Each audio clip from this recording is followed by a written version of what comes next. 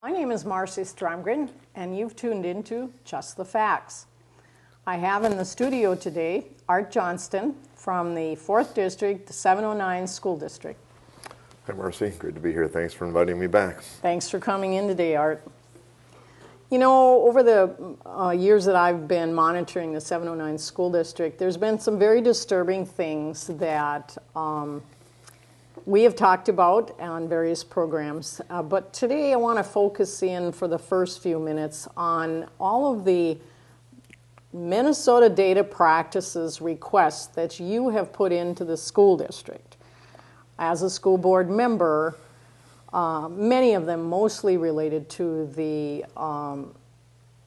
reconstruction of the schools, the closing of old schools, building new schools, renovating some of the schools. And what those data practices requests were for was for you to understand a lot about the contracts and how the money was being spent. And Johnson Controls was the overseer, the overhead of the whole reconstruction. So could you please explain to our viewers what it is, that information that you were seeking that would have benefited you in your work as a school board member? Sure, Marcy. As a school board member, I think I'm entitled to know most of the things that happen financially with the district. One of the Data Practice Act requests that I had came up as a result of my questioning, first of all, is how we spent some of the money. Remember, we have a $315 million building project that's now completed, started back in about 2010, so it's now completed. And $315 million is a lot of money, and I just wanted to know where was the money going. As a school board member, they were giving me some breakdowns on how much money we were paying to construction companies.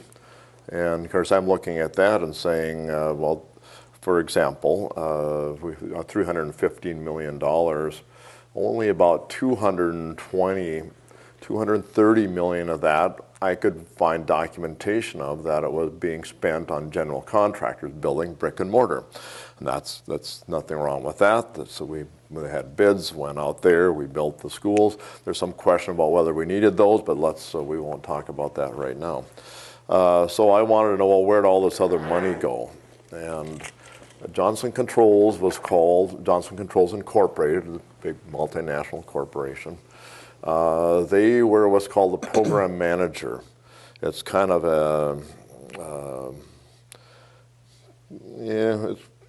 I think kind of a shady, kind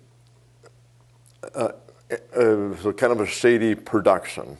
The program manager comes in. As they go in, they supposedly look at all the schools. They find out, they give them supposedly engineering estimates about what's wrong with the schools and how they can go through and build new ones.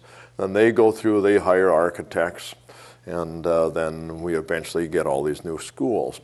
Now, there's obviously a lot of questions on that from an economic point of view. There's a lot of overhead there, a lot of third parties. Okay, why are we paying Johnson Controls? Johnson Controls pays architects. We don't hire the architects. School board didn't even know what architects we had on staff. Then they went and hired them, and then Johnson Controls went and hired a general contractor to do that, and that was Bossard Corporation, Cross Anderson, big construction companies. I don't have any problems with any of that. But the thing is where did all the money go? We know how much went to the general contractors like Johnson or like Bossard, Cross Anderson. But there was still all this other money left over, like tune of about $80 million that I could not account for. So I asked for, I wanted to know because I had the Johnson Controls contract, and yeah, they deserve some. That you can argue over what they did, but it was a legal contract. I'm assuming it was legal, and they were supposed to get some money for this program management. Okay, it was a contract, they deserved that, but it was only, as far as I could see, they were supposed to get like $30 million. And well, what's all this other? We still had like $60 million. I didn't know where it went. So I started asking questions. Now, one of the things, I did get some responses from the district. I got four. I originally asked, I said, well, I know what all the change orders were on the construction. I'm a constructional engineer. I do a lot of contract administration for the federal government. I used to, now I'm retired. So I know how contracting works. So I didn't see any real problem on the buildings, the brick and mortar end of things.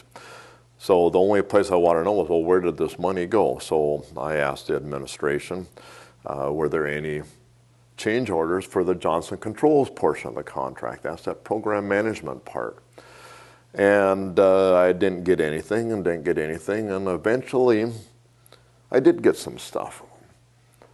I didn't get what I wanted, but it kind of piqued my interest. I got, I think it was 4 change orders that the district had entered into with Johnson Controls. The total amount of those 4 change orders was about $12 million.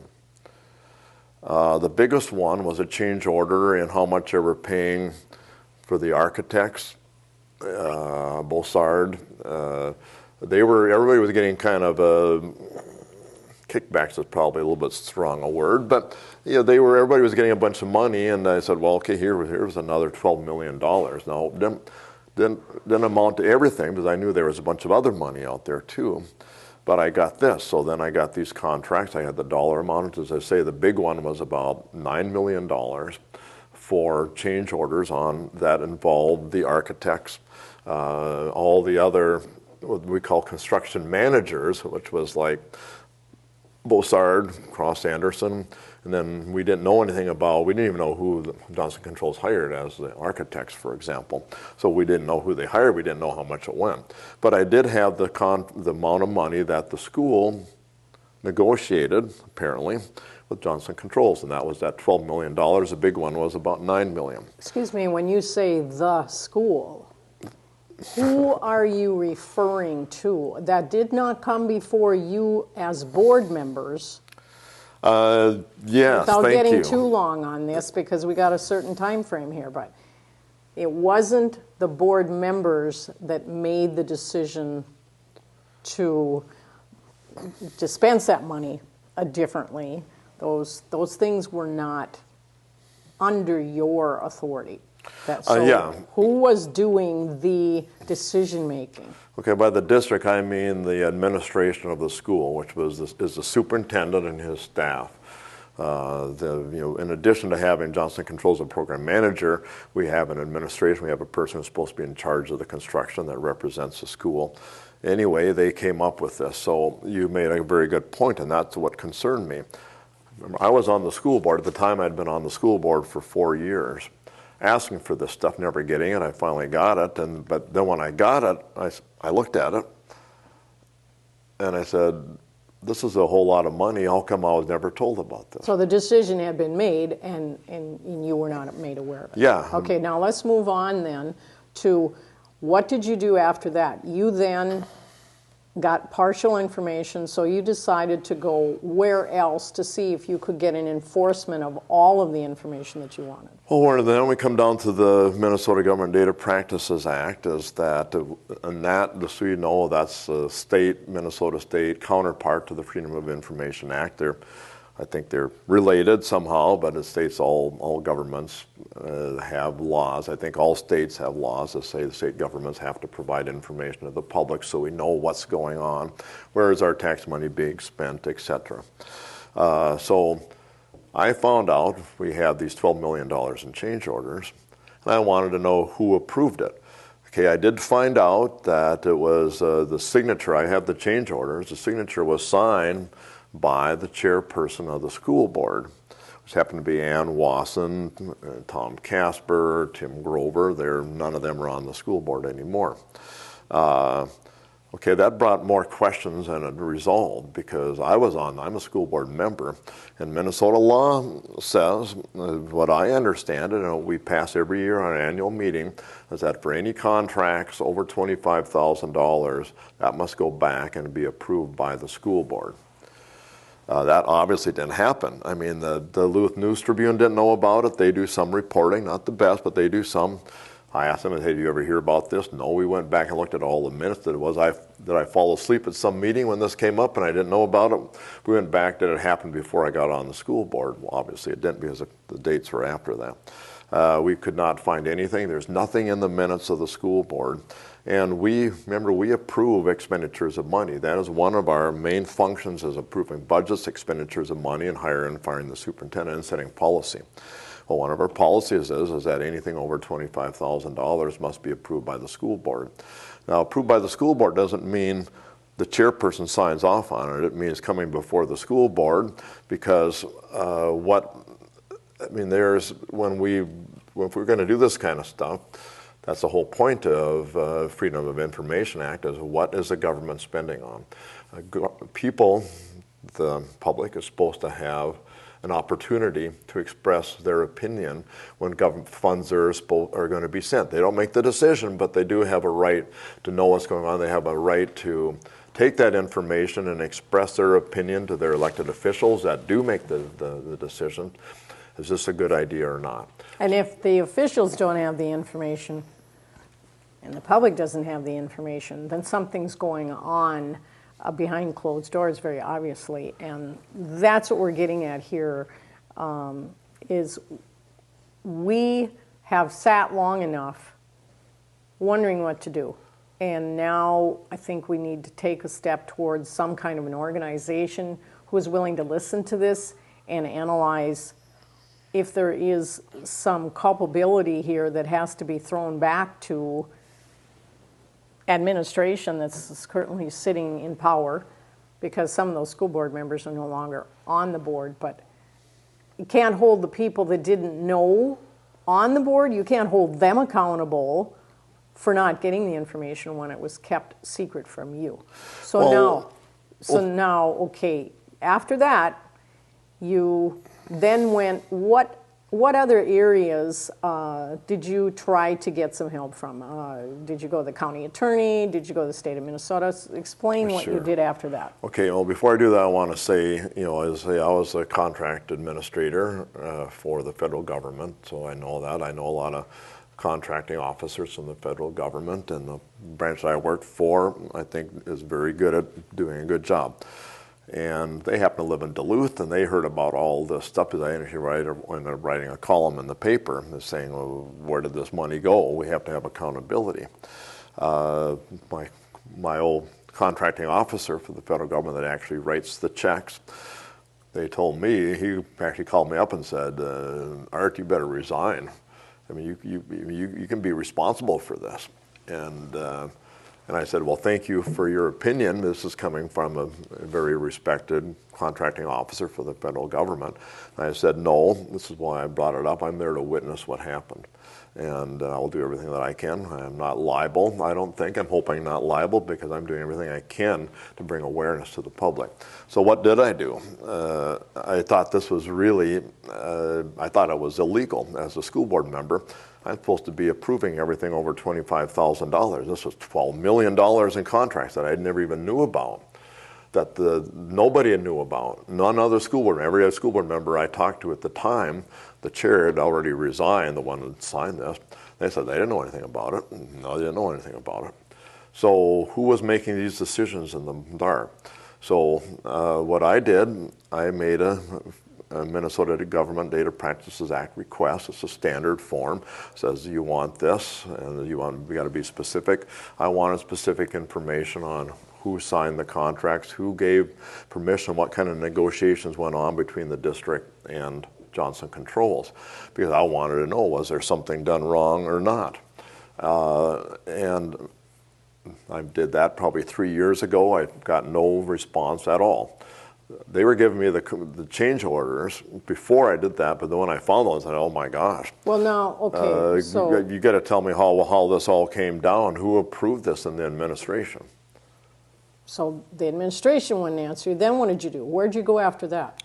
Okay, well, it didn't respond. Now, the protocol for Minnesota Government Data Practices Act enforcement is that you go to the Office of Administration, which is the state of Minnesota, or Department of Administration, I think it's called, and they have a thing called IPAD. I forget what the initials stand for.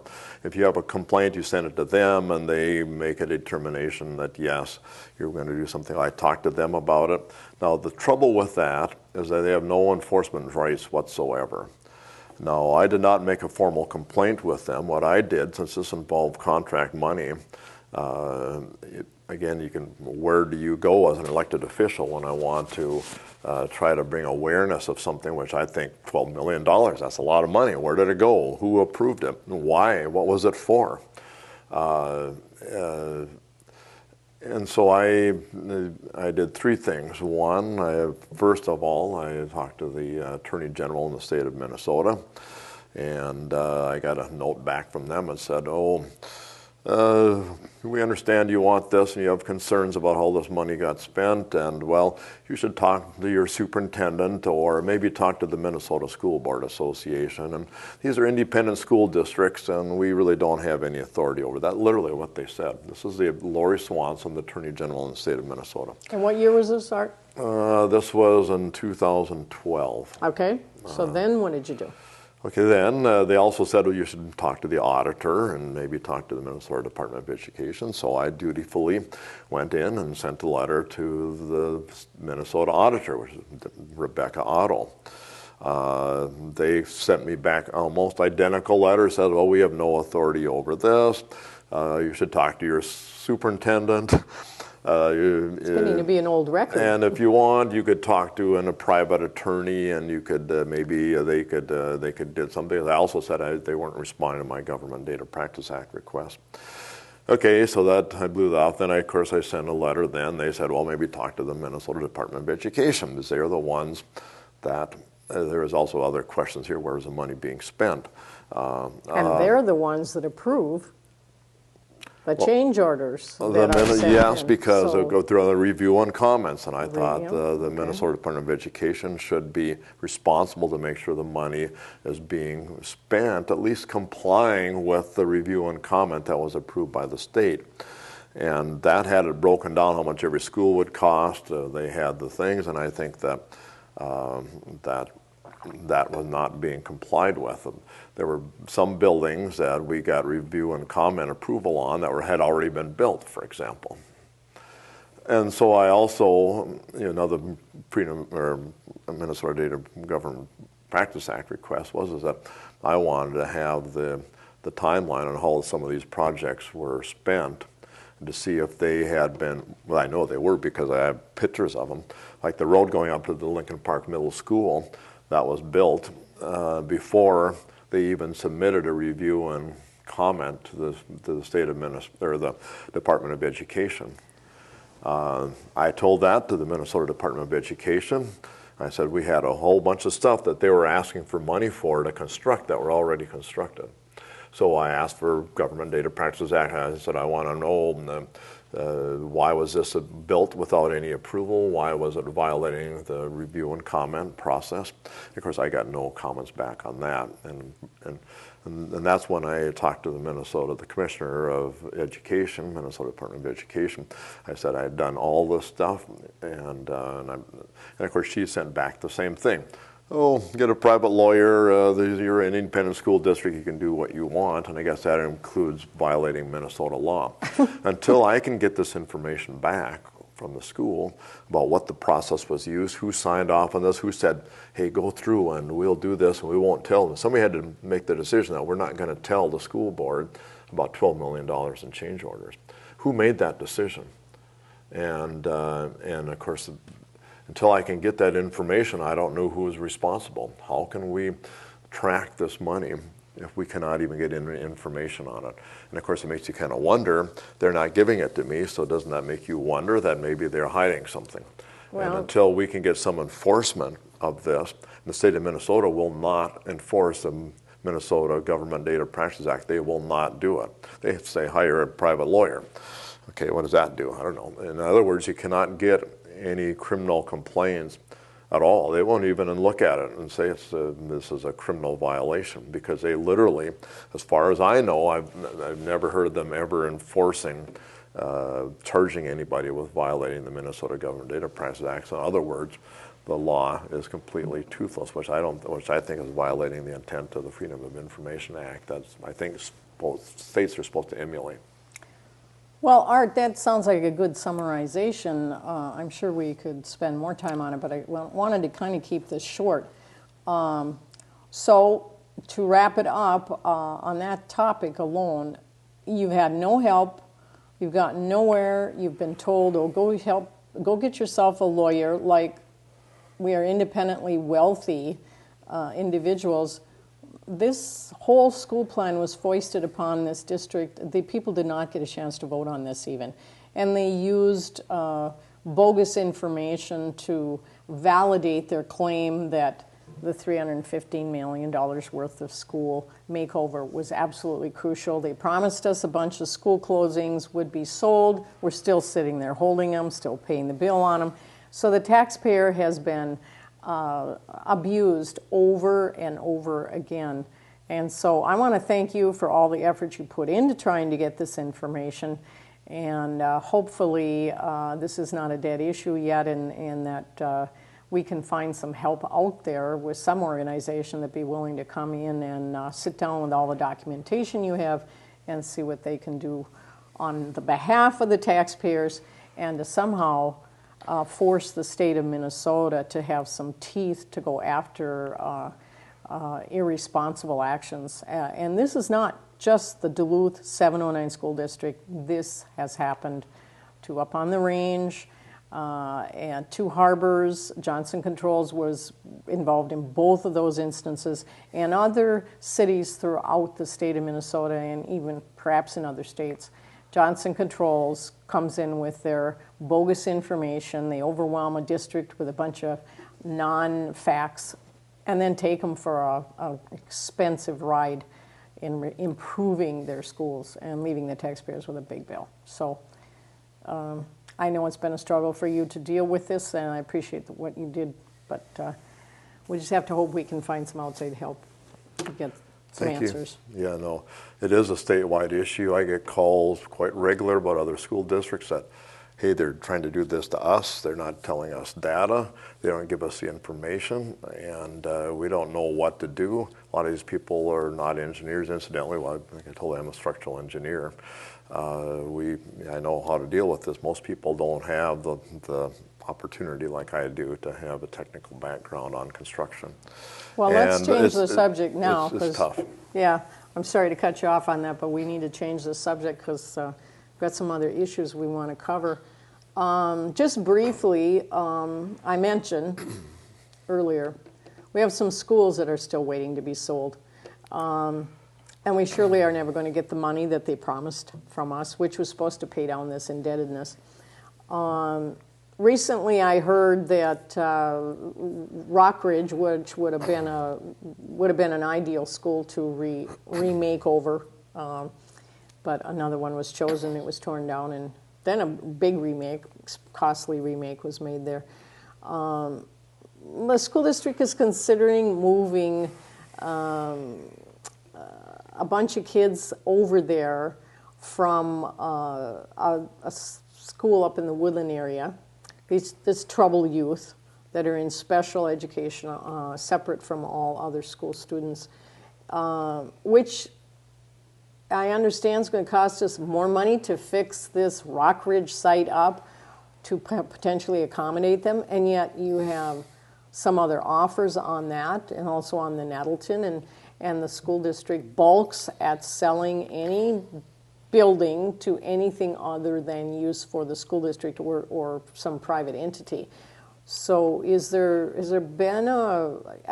a legitimate idea that was, I heard Rosie Loeffler Kemp speak on the news. Is this a legitimate way of using the old Rockridge site, is to put in what, $2 million or something like that to remake it and put it into a security type of building for this school up in Woodland, moving it? Let's go back a little bit. The Rockridge School, it's in the eastern part of Down Under beneath Hawk Ridge. And it was built in, I believe, 1960, 1970, about the same time Central High School was built.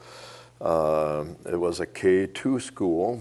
It catered to very local parents, of course. It had about 250 students in it, and it brought students around. It was a good school. Anyway, when the Red Plan happened, remember the $315 million thing, which is all completed. Part of that plan, which was done by Johnson Controls, was we could close the Rockridge School, bring those students over to Lester Park, I believe it was. Yes. And that would save us some money. Also, part of that Red Plan is that we could be able to sell that property. I believe the price that was assessed at the time was $1.9 million. So anyway, the Red Plan was implemented. I voted against it. We didn't have a vote on it. I mean, we, the citizens of Duluth, did not have a vote on it. The school board had a vote. I voted against it, although most of this had already started before I got on the board. We had public hearings. I voted against accepting the closing recommendation for Rockridge. So I've always been opposed. I thought it was a good local school that should have continued as a school. Okay, one of the justifications that Johnson Controls used to close it was going to take $3.3 million in repairs. For example, like they did in all the buildings. I don't think most of these were legitimate, but this is what they said. Justification for spending this $350 million was adding air conditioning. They call it dehumidification. That's the latest buzzword among some of these more shady engineers. I can say that because I am a professional engineer. I think it's very dishonest. Nobody ever talks about air conditioning because in Duluth, air conditioning kind of has a bad name because, I figured out, I did some research on the Red Plan. I think it was close to $80 million was spent on redoing the HVAC system. That included air conditioning for every building. Now, I'm not opposed to air conditioning for every building. Some people were. I'm not. I think it's an appropriate thing to have on it, but it's expensive to operate, it's expensive to build, it's expensive to maintain. No energy savings. Well, there's no energy savings, obviously. That was one of the things. But when you take a building that's not air conditioned and air condition it, you're not going to have energy savings. That doesn't mean that it may not have better air quality. I'm hoping they also did indoor air quality analysis on it. I'm not sure they did. Another one of those things that I never got from one of my Minnesota Government Data Practices Act. I asked for this stuff, and I never got it. So either they didn't even respond to that. Like I wanted to get the energy analysis on the building and the energy on air quality. Anyway, that's water under the bridge. Hey, we all got ripped off on that. So anyway, we're at that point. Okay, so now here it is, 6 years later, after Rockridge has been closed, it still has not been sold. In fact, we were told by Johnson Controls that we were going to be able to sell our excess property for $40 million, a little bit less than $40 million. Now, up to date, we've sold our total sales, I believe, is under $4 million. And everybody knows the stories about Central. We can't sell that. That's a spectacular property. But the school board decided it couldn't be used as a school. We had offers from schools for actually more money than what it was assessed at, and we've turned that down. So consequently, most of our buildings, except particularly the more high-priced buildings that we thought we were going to get money for, have not sold. Central High School was assessed at $13 million, then sold. Rockridge was assessed at $1.9, and we haven't sold it. So okay. What is the highest offer we've ever received on that building? On Rockridge? Let's see. I believe we got an offer. This is from Many Rivers Montessori. This is public information. I believe it was, I don't know, $700,000, $800,000, $900,000 on that. And the school board did not even consider it. So instead of accepting about $800,000, maybe $9, we'd rather turn this into another school district boondoggle. We will have to renovate it for how much money, approximately? And it'll still be on the backs of the taxpayers. Right. Well, when Many Rivers Montessori, after that offer, we insisted we have an agenda item, and so they could come and talk to the school board. It was clear that the majority of the school board, the majority, they don't want to sell to anything that they say is allegedly going to be competition to our school. Many Rivers Montessori has a lot of preschool. In fact, I think they start kids as 2 years old or something like that. Most of their kids are not competition to us. It's an expensive kind of exclusive private school. I think they do a very good job. It's a great school. But anyway, we came and talked to us, and we heard them, and they said their little spiel about how good they are, and it was very clear the school board was not interested in selling. So we did not actually we didn't put that up. But anyway, we've talked to Many Rivers. So anyway, we've had offers on the table. They also made an offer on Nettleton. They also made an offer on the secondary technical campus for $3.5 million. And of course, Didn't hear about that. originally, the school board was not even told about these offers. That was a deal there. We brought that forward, and another one of my Data Practice Act requests is I've requested all the correspondences that has to do with sales of property. Like who made the decision that they should not bring it before the school board? Say that was another topic. And I've never got any information. Who made the decision that we weren't going to accept $3.5 million for the secondary technical campus? Eventually, they made that public. Many Rivers Montessori made that public. And then I said, whoa, why didn't somebody tell me about this? And I asked them, well, we were just told by the superintendent that the school board doesn't want to sell to us, without ever bringing it to the school board. The school board that makes decisions, not the superintendent. Well, not in this district. Supposed to be. Well, yeah. Unfortunately. Well, right. So anyway, let's go back to the current situation. Woodland, Rock Ridge is empty. Been empty for 6 years. Don't know what to do with it. We have to pay utilities. We have to pay maintenance. We got to mow the lawn, all those kind of things. Fix the roof, all those kind of things. You mentioned Woodland Hills. Woodland Hills is one of I think 2 schools that that their thing is helping out troubled youth. The other one is Northwoods. Northwoods. They have kind of similar programs. They have residential halls where troubled youth, Woodland Hills, and I've taken tours of it. I always go to their graduations. I think they do a fantastic job. These are kids that usually get in trouble with the law or do illegal things, and these are underage kids, aged from probably 8 up to probably about 15 or 16, something like that, that get in trouble with the law. Drugs is a common thing. Sometimes, these They come these are from kids. abusive homes and Yes. whatnot too. So Yeah, and they need help, and I think it's a fantastic program. I participated in fundraisers for them, and we're foster parents. Jane and I are foster parents, and our kids have always went to Northwoods, so they're kind of a competition. But anyway, they have a similar program. They have a residential. They basically give school instruction. It's an interesting relationship. The ISD 709, Duluth Public Schools, provide the teachers, and we also pay rent on their facilities, but we get money from the state for doing this. And believe it or not, our school actually makes money on this program because there's quite a lot of money associated with troubled youth, and we get that money. We supply the teachers, and then we pay rent so our teachers can use their facilities.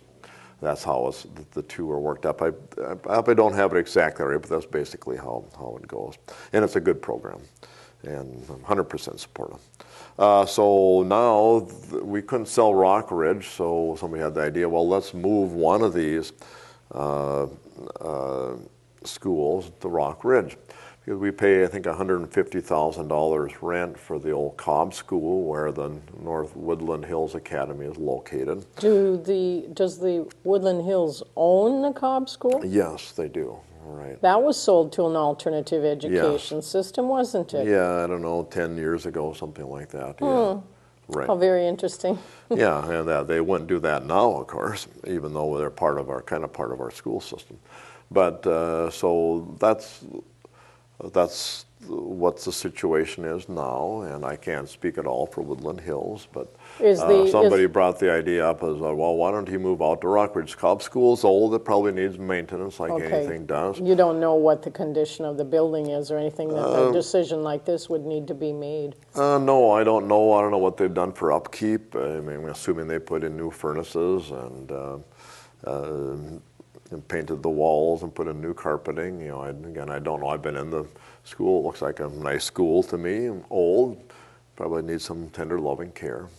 Anyway, they thought Rockridge was a little bit newer, more modern, and I think our school administration, I don't know who approached them by saying, well, would you move out there? Now, what that would do, we own the building, not them, so we would avoid paying rent. So that $150,000, we would not pay them rent. This has all been in the news and everything. There's other aspects of it. The local people, the local people were concerned when the school district wanted to sell this property, but they didn't want to have a commercial development. This is a small, kind of rural outskirts of the city, quiet community, and they didn't want to have something that could upset some of that nice balance they have out there. So they've been very interested. They liked it as a school, but they weren't sure they wanted to turn the school into apartment buildings, say, for example. So they've been watching it as well. But anyway, right now, we had the meeting yesterday, and of course I brought up right away. I said, okay, I'm not opposed to this idea, although we do have to look at, okay, we were supposed to get $1.9 million to help pay off our debts, which are instantly coming out of the general fund. That's another topic, which we've talked about. Okay, so we're not going to get that $1.9 million, and Johnson Controls said it was going to cost $3.3 million to fix. We have budget deficits. Okay, how are we going to do this? So finally I said, well, will somebody give me an estimate? And the estimate came in last night at $2.5 million to repair. Now that's still an estimate. That's just an estimate, an engineer's, architect's estimate. So we don't know if once it goes out for bid, it could certainly change. But let's assume that number is accurate, which I'm assuming it's accurate. First of all, what I want to do as a school board member, these children need to have good facilities. And if we're going to provide our facilities to them, it has to be maintained, it has to be fixed up to the same condition as all our other schools. In other words, I think we're going to have to put in air conditioning. I think we're going to have to make sure the indoor air quality is better, because that's what we did with all other schools. Good, bad, or ugly, we did it. And I think that it certainly would not be fair to put these children who need help in a facility that is anything less than the rest of our schools as far as quality goes. So we're going to have to spend money to fix up these areas. Plus, they have to change it around. They got to change the walls. It's a different use than it was for a K-2 school. So there's a fair amount of renovation, is really what you're saying. Yeah. And so there's going to be a fair amount of money that's going to have to be put into it. Well, estimated $2.5 million. Plus, we're going to have. It's estimated that the the yearly operation cost is going to be probably, I think they estimated about $250 million, or $250,000, excuse me, dollars a year. So right now it's costing us about $40,000 for utilities, probably another that much for somebody to go up there, look in the doors and make sure the windows are closed and not broken into. Okay, here the situation now is that we were going to sell that for $1.9 million. Okay, we couldn't. Now we're going to put this other school in there. We're going to save a little bit of rent paying that we did at the Cobb School. But that's going to be more than offset by we now supply the food service. They said it's going to be the same cost for transportation. We're not sure about that because we We supplied the transportation. I We think- have to maintain the roof. We got to shovel the sidewalks on a regular basis. We have to have a utilities person, we have janitorial staff, all that kind of stuff. So, you know, the net is probably going to be close to $200,000 that we're going to have to pay. We're going to have to pay per year. So they have not done any kind of, before this grandiose idea was proposed, they have not done any cost analysis of any of these items that you just mentioned, so that they have even a clue as to how much it's going to cost versus what it's costing right now up at the old Cobb School. Well, yes, that's what they presented to us yesterday at the meeting. That's where they came up with it's going to cost $2.5 million. So that's who- still an estimate. I mean, estimates are always estimates until you actually do it. Who But that's did, what- may I ask, who was the one that was in charge of taking all this information that you just explained to me and breaking it down as to where the costs are? Who did that? They hired a local architectural firm, ARI. Local, they're not real local. They have offices up in Hibbing. I think they may have offices down in the cities, but they also have an office in Duluth. I hope we're not paying as much as we did to Johnson Controls. I did ask them that. Our facilities manager said that they were not involved in the original Johnson Controls estimate. I haven't checked that because I just haven't got a chance yet. I think some of their architects were, but you know, again, they said they weren't, so it doesn't necessarily matter. But No, I think before we move ahead on any more boondoggle ideas that the taxpayers are constantly being having their taxes increased on, we better, you know, have a whole lot more information. Of course, we know right now with the current board there will be that 4-3 split.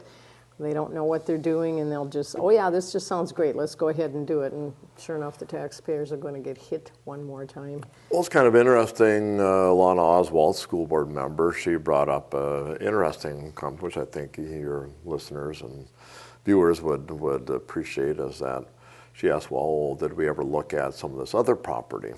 Why can't we sell Rockridge for $1.9 million, or try to? I mean, hey, we're all trying. We haven't been successful, but we got to keep trying.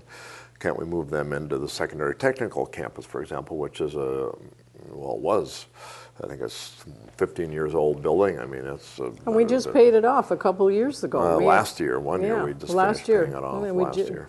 A perfectly good building. Yeah, and so we could put them in there. We could sell Rockridge, because instead of paying $2.5 million, it might only cost $500,000 to do the necessary renovations. I mean, those are things that'd be nice to look at. We were told that the administration did look at some alternatives, like other buildings that we had that we could take and house Woodland Hills in, if they were willing, and apparently they were willing to look at that. So Alana Oswald asked, well, what was your decision tree on that? I mean, why was the decision made to go to Rockridge? Maybe we should have done secondary technical campus, which is up on the old Central High School property area. I really doubt if I can go back to one of the statements you made, I really doubt. Woodland Hills is within almost, well, certainly is almost an eye shot. It's just up the street and around the corner between Cobb and that Woodland Hills facility. So transportation. Between that and Rockridge. Well, no, but if you had to transport those children to Rockridge from St. John's, it's actually right at the area where the St. John's Catholic School is. Oh. It's just behind there, where the transportation costs right now between Woodland Hills and Cobb is just a couple of blocks. Rockridge is a couple of miles. So Yeah, I can't okay. believe, I won't accept the fact that the transportation costs will be about the same. I mean, it can't be. Well, that's why we want to have a discussion. Exactly. It needs to have more of a right. discussion. for And sure. we do have a new financial officer now. Remember, Bill Hanson retired, and he presented it last night to us, and he seems to be thorough. And he was saying this is going to take some tough decision making. They want to have this open next fall. Oh, no. And $2.5 million, how are we going to pay for it? We talked about things like, are we going to have to issue bonds? I brought up the fact that we're gonna have to have a referendum. We think probably we won't have to, for right or for wrong, for that small amount. But you know, what are the bonding costs going to cost? And my feeling is if these kids have to have a fully functioning school that has good indoor air quality, air conditioning, and all that kind of stuff.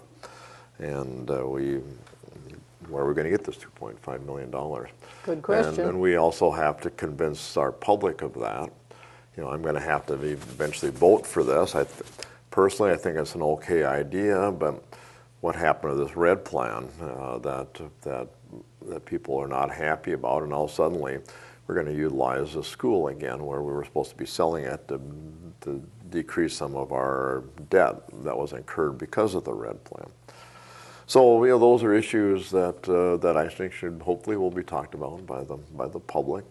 To say, you know, I'm not opposed to this, but we better get a good deal on what we're doing. We got to show the public that this big change in plans, and it's a big change in plans, is economically viable. And I think the new financial officer is working on that, and I've been impressed with his due diligence up to now, and it is at least it's coming forth now to the public. And if people yell at us and say, "Hey, we're a bunch of idiot school board members, you know, sell that property," well, you know, again, easier said than done with the vote the way it is right now. Yeah, I mean, we can't. We've been, you know, we've had offers on this, and they've turned them down, like from many rivers. Everybody knows that. And well, here's the other thing that we always seem to be in such a hurry to do this grand new idea. Grand new ideas need some thought process. They need to be vetted for the pros and the cons instead of just look at the cons, or just look at the pros and don't even look at the cons. That's what I saw for 8.5 years watching the school board respond to things. Now, granted, there are 3 people that think on that board, but then there are 4 people that don't. When you've got a vote that goes 4-3 all the time, they're irresponsible in their actions. They don't do diligence in their homework, and they have no clue really what kind of decision making they're making for the future and the impact that it's going to have on the taxpayers, on the students. This district continually loses students. We'll just touch briefly on that, but then one other thing I want to talk about before we are out of time is we don't have enough money to change out the shredded tire mulch. Right, Rosie? Now she has some concerns that maybe this isn't as hazardous as they have made us believe it is. Well, anybody that's around rubber getting hot in the summertime doesn't need to question if that smells toxic or not. I mean, you got that rubber underneath all of those playground pieces of equipment, and it's sun's beating down, and those children are playing it. They're not only getting dirty, but they're getting the fumes from the tire mulch.